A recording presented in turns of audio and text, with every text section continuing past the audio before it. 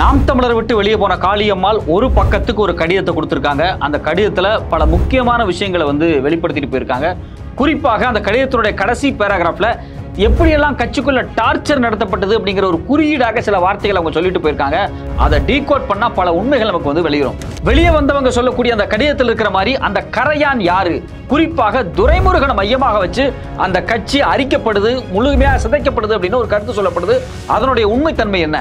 அந்த குறிப்பிட்ட ஹோட்டல்ல குருமூர்த்தியை சந்திச்சது உண்மை. பேர் வாங்கி கொடுக்கிறதுக்கே குருமூர்த்தி அந்த காலத்துல சந்திச்சவங்க, அதுக்கு பிறகு பல தடவை குருமூர்த்தியை சந்திச்சது உண்மை அப்படின்னு கடிதங்கள் வெளியே வந்திருக்கு. அப்போ குருமூர்த்தியை சந்திச்சதுக்கு பிறகு நேரடியாகவே பெரியார் எதிர்ப்புக்கு சீமான் ஏன் வந்தார் அப்படிங்கிறதுக்கான உண்மை இப்ப வெளியே வந்திருக்கு. வணக்கம், இந்த மெட்ராஸ் ரிவ்யூ, நான் உங்கள் சத்யராஜ்.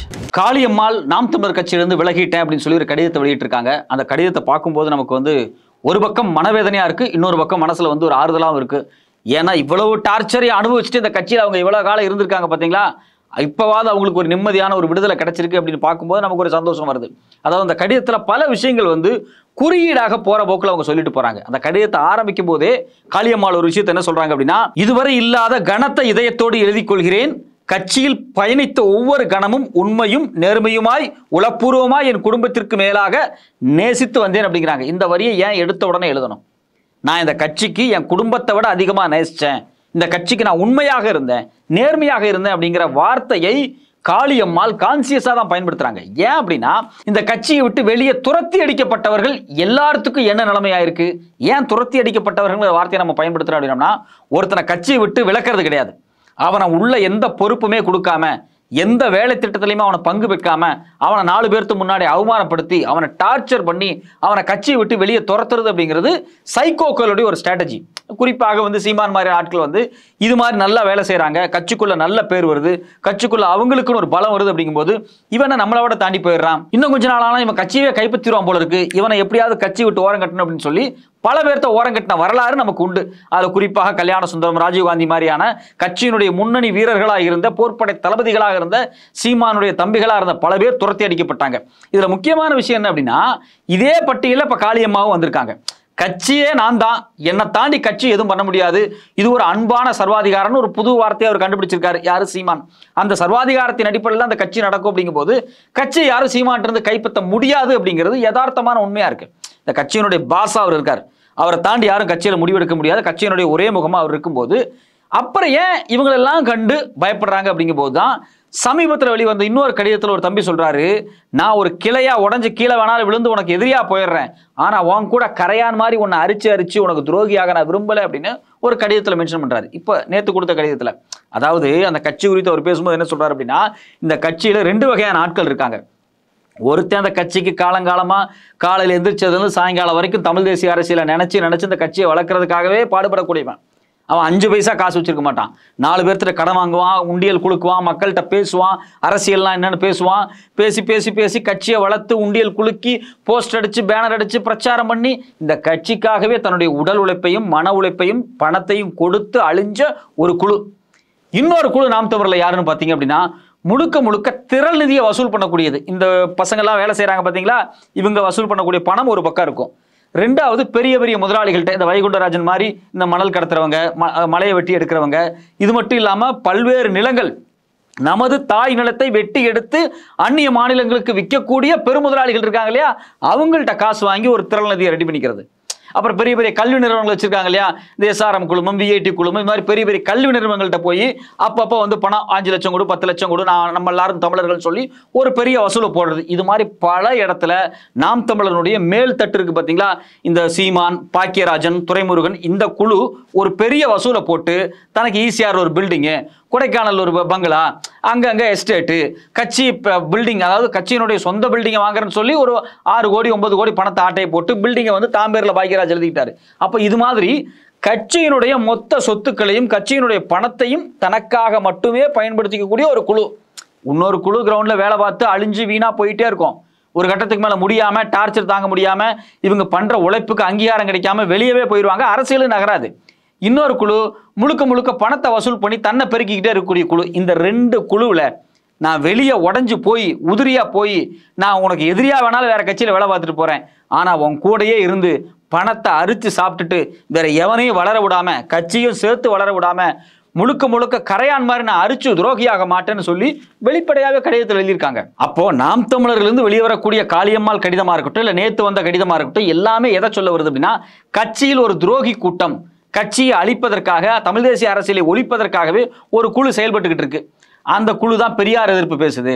அந்த குழு தான் பார்த்தீங்க அப்படின்னா குருமூர்த்தியை போய் சந்திக்குது, பார்ப்பனர்களோட அஜெண்டாவை சேர்த்துக்கிறது. இந்திய அரசாங்கம், இந்திய பாஜக, இந்துத்துவா, RSS இவங்களோட சேர்ந்து ஒரு அஜெண்டாவை போட்டுக்கிட்டு தமிழ் தேசிய அரசியலை கொண்டு போய் நடுத்தருவில் விடுற வேலையை இவங்க பார்க்குறாங்க அப்படிங்கிறதா யதார்த்தமான உண்மையாக இருக்குது. இப்போ ஏற்கனவே பார்த்தீங்க அப்படின்னா கட்சியினுடைய முன்னணி தோழர்களாக இருந்த ராஜீவ்காந்தி, கல்யாண சுந்தரமெல்லாம் அப்பவே போயிட்டாங்க. இப்போ சமீபத்தில் ஒரு 20 நாளைக்கு முன்னாடி கட்சியினுடைய துவக்க மெம்பர், அவர் தாங்க கட்சியை துவக்கினதுல முக்கியமான ஒரு நபர், ஜெகதீச பாண்டியன், இப்போ வரைக்கும் இருக்காரு. ஒரு கட்டத்துக்கு மேலே பொறுக்க முடியாமல் வெளியே போறாரு. ஏன் வெளியே போறாரு? அவர் தெளிவாக சொல்றாரு, இவர் குருமூர்த்தியை அடிக்கடி சந்திச்சாரு. குருமூர்த்தி சந்திப்புக்கு பிறகு, சமீபத்தில் நடந்த கடைசி சந்திப்புக்கு பிறகு பெரியார் எதிர்ப்பு பேசுறாரு. ஈரோடு தேர்தல் வருது, பெரியார் எதிர்ப்பு பேசுறாரு. இது எல்லாமே கோரிலேட் ஆகுது. அப்போ முழுக்க முழுக்க RSS தமிழ்நாட்டில் ஒரு அஜெண்டா வைக்கிறாங்க, பெரியாரை வந்து எதிர்த்து பேசணும் அப்படிங்கிற அஜெண்டாவை. அந்த அஜெண்டாவை செயல்படுத்தக்கூடிய ஒரு நபராக ஏன் சீமான் மாறுறாருங்கிற கேள்வி அவர் தான் வைக்கிறாரு. உன் கூட 15 வருஷம் டிராவல் பண்ண, உன் கூடயே இருந்த கட்சியினுடைய உயர்மட்ட பொறுப்பில் இருந்த தம்பி தான்ப்பா அந்த கேள்வியை கேட்குறான். அந்த கேள்விக்கு இது வரைக்கும் உங்ககிட்ட இருந்து ஏதாவது பதில் வந்திருக்கா? ஒரு பதிலுமே கிடையாது. இன்னும் ரொம்ப முக்கியமான விஷயம் என்ன அப்படின்னா, இந்த கட்சியினுடைய பேர் வாங்குறதுக்கே குருமூர்த்தி தான் துணை போனாரு. குருமூர்த்தியும் குறிப்பாக தந்தி டிவியினுடைய ஓனரும் ஒரு குறிப்பிட்ட ஹோட்டலில் சந்திச்சு சீமானை வர வச்சு, சீமானும் அங்கே போய் சந்திச்சு, அவங்களோட தடா சந்திரசேகரும் நேரடியாக போய் சந்திச்சு தான் அந்த கட்சி பேரே வாங்கப்பட்டது. அப்படி இவங்க எல்லாரும் அந்த குறிப்பிட்ட ஹோட்டலில் போய் சந்திக்கும் போது நான் இருந்தேன், நான் காரில் வெளியே உட்காந்துக்கிட்டு இருந்தேன். எதுக்காக சந்திக்கிறாங்க, இவங்கெல்லாம் யாரு, இவங்க எதுக்கு சந்திக்கிறாங்கிற அவேர்னஸ் எனக்கு அப்போ இல்லை. ஆனால் பிற்பாடு எனக்கு 2014 இதெல்லாம் தெரிஞ்சிருச்சு, நான் கட்சி விட்டு அப்பவே வெளியே வந்துட்டேன் அப்படின்னு சொல்லிட்டு இளமாறன் அப்படிங்கக்கூடிய தமிழர் விடியல் கட்சிக்கு இன்னைக்கு தலைவராக இருக்கக்கூடிய அவர் அன்னைக்கு நாம் தமிழர் இருந்தார். அவர் வெளியே வந்து இந்த ஸ்டேட்மெண்ட்லாம் கொடுத்திருக்காரு. அப்போ தொடர்ச்சியாக RSS அஜெண்டாவுக்கு அன்னைக்கே இந்த கட்சி விலை போயிடுச்சு. அன்னைக்கு இருந்தே பார்த்தீங்கன்னா பெரியார் எதிர்ப்பு அப்படிங்கிற இந்த கட்சிக்குள்ள மேல் மட்டத்தில் ஒரு உரையாடலாகவே நிகழ்ந்துட்டு இருந்தது. திடீர்னு கிரவுண்ட்ல போய் பெரியார் எதிர்ப்பு பேசினா நமக்கு ஓட்டு கிடைக்காது அப்படிங்கிறதுக்காக ஒரு 2020 வரைக்கும் கூட பெரியார் மேடைகளில் வந்து அதாவது பெரியாரியஸ்டுகளை வந்து ஆதரிக்கிற மாதிரியும், பெரியாரை ஆதரிக்கிற மாதிரியும் 2022 வரைக்கும் பெரியாருக்கு நினைவுக்கெல்லாம் போஸ்டர்லாம் ஒட்டிட்டு திடீர்னு 24, 25 வந்து பெரியார் பிரபாகரன் எதிரெதிர் துருவமாக நிறுத்த வைக்கக்கூடிய RSS அஜெண்டாவை செய்கிறார். ஏன்னா தமிழ்நாட்டின் 2 முக்கியமான குறியீடு, ஒன்று பெரியார், பிரபாகரன்.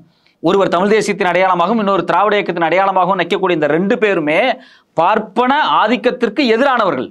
முழுக்க முழுக்க இந்தியாவினுடைய ஆளும் வர்க்கம், இந்தியாவினுடைய பியூரோக்ரசி, இந்தியாவினுடைய இந்துத்துவ சக்திகள் தமிழ்நாட்டுக்குள்ள கால் பதிக்காமல் இருக்கிறதுக்கு 2 உணர்வு தான் காரணம். ஒன்று பகுத்தனி உணர்வு, இன்னொன்று தமிழ் தேசிய உணர்வு. இந்த 2 உணர்வுக்கும் தந்தையாக தலைவராக இருக்கக்கூடிய இந்த 2 நபரையும் மோத விட்டு எதிரெதிர் திசையில நிறுத்த வச்சு இவங்க 2 பேர்த்தையும் நியூட்ரலைஸ் பண்ணிட்டா அதுக்கப்புறம் நாம வந்து சவார்கர் தான்ப்பா பெரிய தலைவர், இவர் தான் மோடி தான்ப்பா பெரிய தலைவர், ஹிந்தி தான்ப்பா உயர்ந்த மொழி, சமஸ்கிருதம் தான்ப்பா உயர்ந்த மொழி, நாம எல்லாரும் வேத நாடுப்பா அப்படின்னு சொல்லி இந்த RSS கள வேலை பார்க்கறதுக்கான இடத்தை ஏற்படுத்திக்கிறதுக்காக இங்க சீமான் அவங்க பயன்படுத்திருக்காங்க. சீமான் போட்டு கொடுத்த அஜெண்டாவை, சீமானுக்கு போட்டு கொடுத்த அஜெண்டாவை தெளிவாக சீமான் இப்ப செஞ்சுக்கிட்டு இருக்காரு அப்படிங்கிறதா தம்பிகள் வெளியே வந்த எல்லாரும் நமக்கு சொல்லக்கூடிய முக்கியமான கருத்தா இருக்கு. அதனுடைய ஒரு நீட்சி தான் பாத்தீங்கன்னா காளியம்மாளோட கடிதம். காளியம்மாளுடைய கடிதத்துல கடைசியில் ஒரு வரியை சொல்றாங்க. என்ன சொல்றாங்க அப்படின்னா, கட்சிக்குள்ள அவங்க இருக்கும்போது அவங்களுக்கு என்னென்னலாம் டார்ச்சர் நடந்திருக்கும் அப்படிங்கிறத நம்ம புரிஞ்சுக்கலாம். அவங்க என்ன சொல்றாங்க, எனக்கான நெருக்கடி நிறைய வந்தபோதும் என் மீது நீங்கள் கொண்டுள்ள நம்பிக்கையாலும் நான் உங்கள் மீது கொண்டுள்ள அன்பினாலும் எந்த முடிவும் எடுக்காமல் அமைதியாக இருந்தேன் அப்படிங்கிறாங்க. அப்ப கட்சிக்குள்ள இவங்களுக்கு ஒரு மிகப்பெரிய நெருக்கடி வந்திருக்கு. இந்த நெருக்கடி இவங்களுக்கு மட்டும் கிடையாது, ஏற்கனவே கட்சியை விட்டு வெளியே போன எல்லாத்துக்கும் இதே நெருக்கடி தான். தொடர்ச்சியாக அவங்களை பிடிச்சி டார்ச்சர் பண்றது, கட்சியை விட்டு வெளியே போயிரு அப்படின்னு. ஏன் கட்சி விட்டு வெளியே பண்ணி கட்சியில் ஒரு இடத்துக்கு வந்துட்டேன், உன 4 பேருக்கு தெரியுது, உனக்குன்னு தனியாக திரள் நிதி கொடுக்க ரெடியாக இருக்காங்க, உன் தொகுதிக்கு செலவு பண்ண காலில் வர்றாங்க, நீ ஒரு பெரிய ஆளாக வர்ற, தொகுதிக்குள்ளே நீ இன்ஃப்ளூயன்சர் ஆளாக வர்ற, தமிழ்நாட்டுக்குள்ளே நீ இன்ஃப்ளூயன்சராக வர்ற, நீ இருக்கவே கூடாது. இப்போ இயல்பாக ஒரு விஷயம் என்ன அப்படின்னா, கட்சியினுடைய தளபதிகள் வளர்ந்தால் தான் கட்சி வளரும்.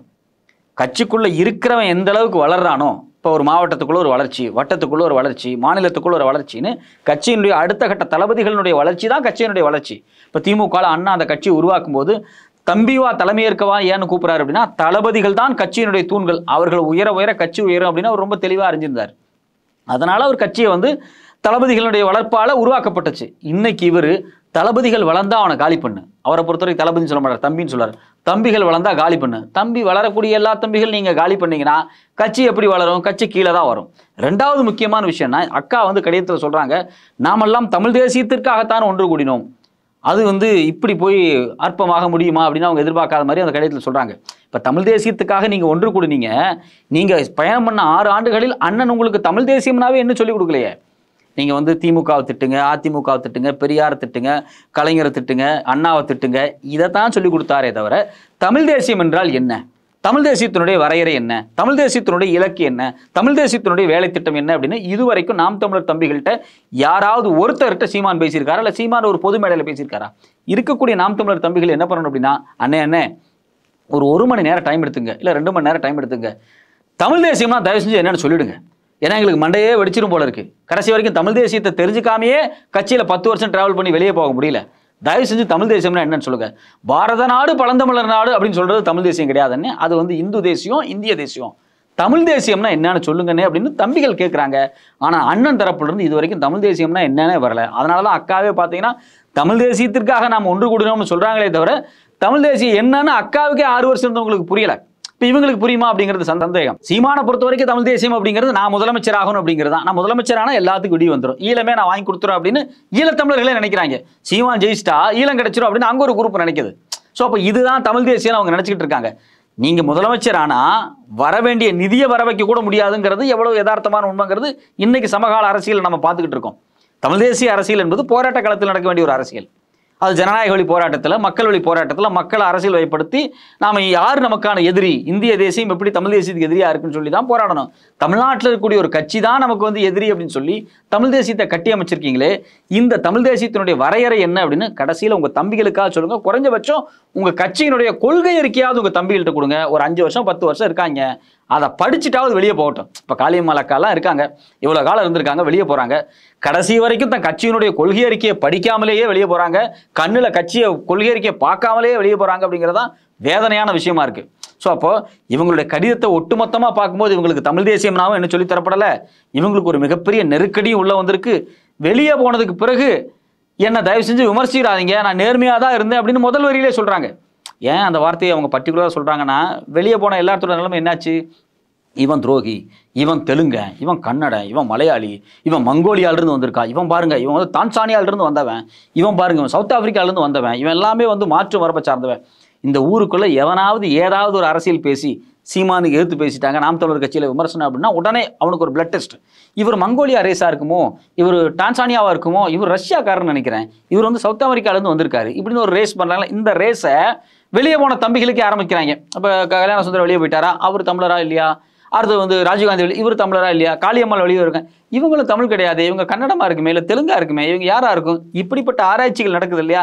இந்த ஆராய்ச்சிகள் ஊடாக இவங்களை துரோகி அப்படின்னு முத்திர குத்துறது. நீங்கள்லாம் இந்த இனத்தின் துரோகி, இந்த இனத்தை வந்து கருவறுக்க வந்த 500 ஆண்டு கால சதி அப்படின்னு சொல்லி ஒரு தியரியை வந்து இன்னைக்கு நைட்டே ரெடி பண்ணுவாங்க. தயவு செஞ்சு இப்படிலாம் பண்ணாதீங்கடா. இந்த கட்சியில் இருக்க வரைக்கும் நான் நேர்மையாகவும் உண்மையாகவும் இருந்தேன்டா, என் குடும்பத்தை விட அந்த கட்சியை நான் அதிகமாக நேசிச்சிருக்கேன், இது மாதிரி சில்லத்தனமான வேலைகளில் ஈடுபடாதீங்க அப்படிங்கிறத கடிதத்தை துவங்கும் போதே அக்கா சொல்லியிருக்காங்க. அந்த கடிதத்தை படித்து பார்க்கும்போதே நமக்கு ரொம்ப பாவமாக இருக்குது. உண்மையிலேயே அவங்களுடைய 6 ஆண்டு கால வாழ்க்கை அப்படிங்கிறது அரசியல் வாழ்க்கை வீணாகி விட்டது. மக்களுக்காக தமிழ்நாடு முழுக்க டிராவல் பண்ணி இந்த தமிழ் தேசிய அரசியலை பிரச்சாரம் பண்ண நமது சகோதரி வந்து காளியம்மாள் வந்து இவ்வளோ டார்ச்சருக்கு பிறகு வெளியே வந்திருக்காங்க. ஒரு வகையில் இது நல்லது கூட தான். இனிமேலாவது அவங்க வந்து மன நிம்மதியாக இருப்பாங்க. அவங்க பார்க்கக்கூடிய வேலை ஆக்கப்பூர்வமாக இருக்கும்.